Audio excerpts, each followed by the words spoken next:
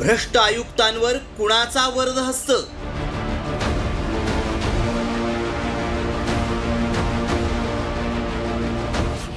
महापालिका बनतीये भ्रष्टाचाराचं कुरण.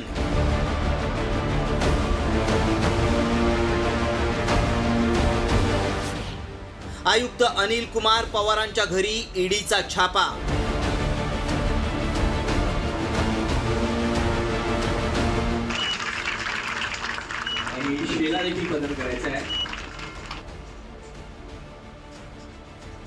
वसई विरार महापालिकेचे तत्कालीन आयुक्त अनिल कुमार पवारांच्या निरोप समारंभाची ही दृश्य.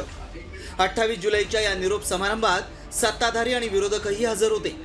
मात्र दुसऱ्याच दिवशी सकाळी आयुक्तांच्या दारात ईडीचे अधिकारी हजर झाले आणि आयुक्तांनी जमवलेली सगळी माया समोर आली.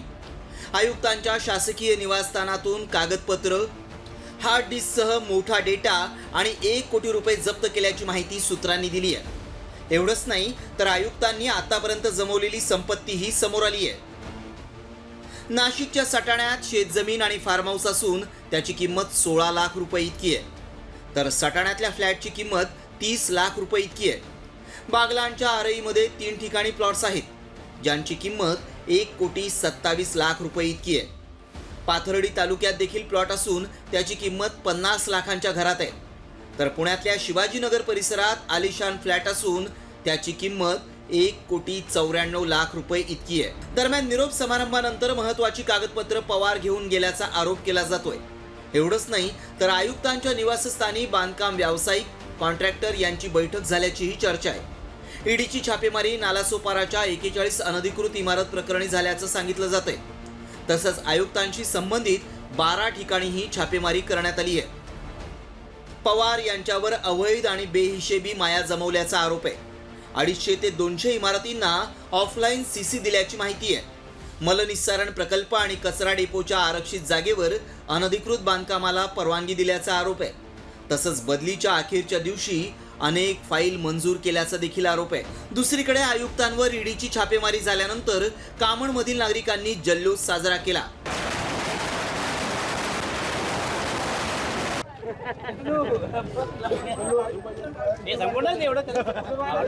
त्यांचा निरोप समारंभ झाला, कारण त्यांचा निरोप समारंभ एवढा ठाटात झाला होता की असं वाटत होतं का त्यांनी खूप चांगलं काहीतरी काम केलेलं आहे. काम केलेलं असेल ते त्यांच्या दृष्टिकोनातून असेल, पण त्यांना जी सूट भेटलेली होती प्रशासन कारभारामध्ये आणि ह्या प्रशासकीय कारभारामध्ये त्यांची मनमानी चालू होती, त्याची तक्रार आम्ही त्यांची सुद्धा मुख्यमंत्र्यांना मार्च महिन्यात केलेली होती. आणि त्यांच्या ह्या 3-4 प्रॉपर्ट्या होत्या तर त्यांना ह्या गिफ्ट डीडमध्ये भेटलेल्या होत्या. राज्यात आतापर्यंत अनेक अधिकाऱ्यांवर भ्रष्टाचाराचे आरोप झाले, मात्र कालांतरानं निर्दोष मुक्तता करण्यात आली आहे.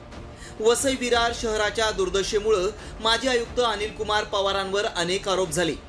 मात्र आरोपांनंतर आणि आता ईडीच्या छापेमारीनंतर पवारांवर नेमकी काय कारवाई होणार, की राजकीय लागेबांधे वापरून पवार स्वतःची आरोपातून मुक्तता करून घेणार, हे पाहणं महत्त्वाचं ठरणार आहे. ब्युरो रिपोर्ट, साम टीव्ही न्यूज.